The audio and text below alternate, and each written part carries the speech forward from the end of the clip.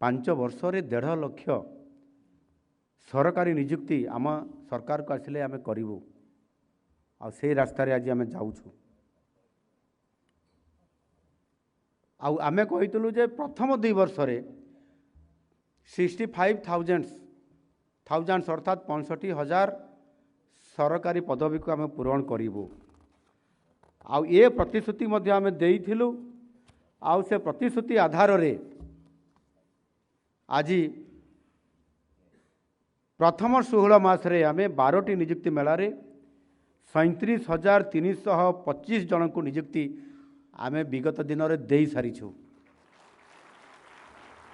ଆଉ ଆଜି ହେଉଛି 13ତମ ଅର୍ଥାତ୍ 13ତମ ନିଯୁକ୍ତି ମେଳା।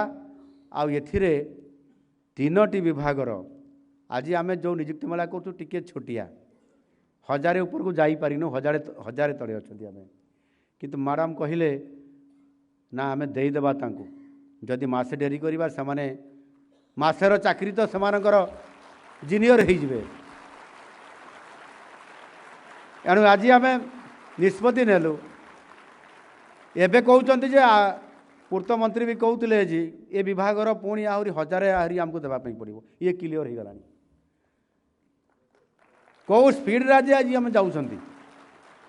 ଆଉ ଏହା କରିବା ଦ୍ୱାରା ଆମେ ଯେଉଁ ବଜେଟ୍ ଖର୍ଚ୍ଚ କରିବା ମ୍ୟାନ୍ ପାୱାରକୁ ନେଇକରି ଆଉ ଯୁବଶକ୍ତିକୁ କାମରେ ଲଗାଇଲେ ସମୃଦ୍ଧ ଓଡ଼ିଶା ତିଆରି ହେବ। ଆଉ ସେ ଦୃଷ୍ଟିକୋଣରୁ ଅତୀବ ଇଏ ନିଶ୍ଚିତ ଭାବରେ ବହୁତ ଗୁରୁତ୍ୱପୂର୍ଣ୍ଣ କଥା। ଏଣୁ ଆମେ ଯଦି ଏ ସମୁଦାୟକୁ ମିଶାଇ ଦେବା 13ତମ ନିଯୁକ୍ତି ମେଳା ସହିତ ସବୁକୁ ମିଶାଇବା ଅର୍ଥାତ୍ 13ଟି ନିଯୁକ୍ତି ମେଳାକୁ ମିଶାଇଲେ 17 ମାସ ମଧ୍ୟରେ 37,916 ଜଣଙ୍କୁ ଆଜିର ଦିନକୁ ମିଶାଇ ଆମେ ନିଯୁକ୍ତି ପ୍ରଦାନ କଲେ। ଆମର 2 ବର୍ଷ ଭିତରେ ଆମକୁ 65,000 ଦେବାର ଅଛି। ଆଉ ମାତ୍ର ଆମକୁ ଦେବା ପାଇଁ ପଡ଼ିବ 30,000 ପାଖାପାଖି। ଆମ ପାଖରେ ରେଡ଼ି ହେଇଗଲେଣି ପାଖାପାଖି 15,000 ପାଖାପାଖି ଆହୁରି ଆମେ ନିଯୁକ୍ତି ଦେବା ପାଇଁ। ଏଣୁ ଆମର ଲକ୍ଷ୍ୟ ପଥରେ ଆମେ ଯେତେବେଳେ 6 ମାସ କଭର କରିବୁ ସେତେବେଳେ 30,000 ଅର୍ଥାତ୍ 65,000 ପାର ହେଇକି 70,000 ପାର ହେଇଯିବ। ଏ ସ୍ତରରେ ଆଜି ଆମେ ସେ ସ୍ପିଡ଼ରେ ଆଜି ଆମ ସରକାର କାମ କରୁଛନ୍ତି। ଆଉ ଏ କ୍ଷେତ୍ରରେ ଆମକୁ କରିବା ପାଇଁ ପଡ଼ିବ। ଏଣୁ ନିଶ୍ଚିତ ଭାବରେ ଇଏ ଗୋଟେ ବହୁତ ବଡ଼ ସରକାରର ଗତିକୁ ଶକ୍ତି ବଢ଼ାଇବା ପାଇଁ, ସରକାରର ବଜେଟ୍କୁ ପୂର୍ଣ୍ଣ ମାତ୍ରାରେ ଖର୍ଚ୍ଚ କରିବା ପାଇଁ ବହୁତ ଗୋଟେ ଇଏ ହେଉଛି ପଦକ୍ଷେପ।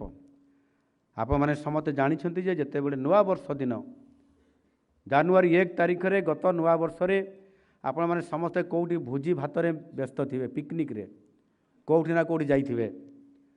ସେତେବେଳେ ମୁଁ ପିକନିକ୍ ନ ଯାଇକରି ଏ ଯେଉଁ OPSC ଆଉ ଯେଉଁ ଏଜେନ୍ସି ଆମର ଅଛନ୍ତି ତାଙ୍କୁ ଡାକିକି ମୁଁ ରିଭ୍ୟୁ କରୁଥିଲି ଯେ କାହାର ନିଯୁକ୍ତି କରାଇବାରେ କେଉଁଠି ବାକି ରହିଲା, କାହିଁକି ଡେରି ହେଉଛି, କେମିତି କଲେ ଶୀଘ୍ର ଆମେ ତାଙ୍କର କୋର୍ଟ କେସ୍ ଥିଲେ ଡିସ୍ପୋଜାଲ୍ ହେବ, ନିଯୁକ୍ତି ପ୍ରକ୍ରିୟା କେମିତି ଠିକ୍ ଭାବରେ ହେଇପାରିବ। ଆଉ ସେ ବାବଦରେ ମୁଁ ତାଙ୍କୁ ଡକେଇକିରି ନିଯୁକ୍ତି ପ୍ରକ୍ରିୟାକୁ ଠିକ୍ ଭାବରେ କାର୍ଯ୍ୟକାରୀ କରିବା ପାଇଁ ସେତେବେଳେ ମୁଁ ସେ କାମରେ ମୁଁ ବ୍ୟସ୍ତ ଥିଲି। ଆଉ ନୂଆବର୍ଷର ଭୋଜି ଖାଇବାରୁ ମଧ୍ୟ ବଞ୍ଚିତ ହୋଇଥିଲି। ଏଣୁ ନିଶ୍ଚିତ ଭାବରେ ଆମ ସରକାର ସରକାରୀ କ୍ଷେତ୍ରରେ ନିଯୁକ୍ତି ଦେବାକୁ ଅତି ଗୁରୁତ୍ୱର ସହ ଏହାକୁ ନେଇଛନ୍ତି ଏବଂ ଅଗ୍ରାଧିକାର ଭିତରେ ଆମେ କାମ ବି କରୁଛୁ।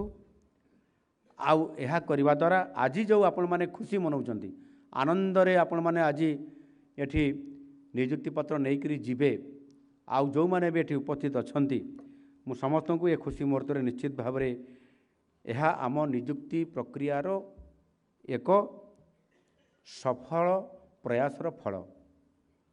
ଏ କଥା ମୁଁ ନିଶ୍ଚିତ ଭାବରେ କହିବି। ଅର୍ଥାତ୍ ଆମ ସରକାର ଅର୍ଥାତ୍ ଆମେ କଥା ଦେଇଥିଲୁ, କଥା ରଖିଲୁ। ଏଣୁ ଆଜି ଏ ନିଯୁକ୍ତି ମେଳା ଜରିଆରେ ଆମେ ପ୍ରଥମ ଥର କରି ଏଇଟା ପ୍ରଥମ ଥର ହେଉଛି ଯେ ଗେଟ୍ ସ୍କୋର ଆଧାରରେ ଓଡ଼ିଶା ଲୋକସଭା ଆୟୋଗ ଦ୍ୱାରା ସରକାରୀ କାର୍ଯ୍ୟନିର୍ବାହ ଯନ୍ତ୍ରୀ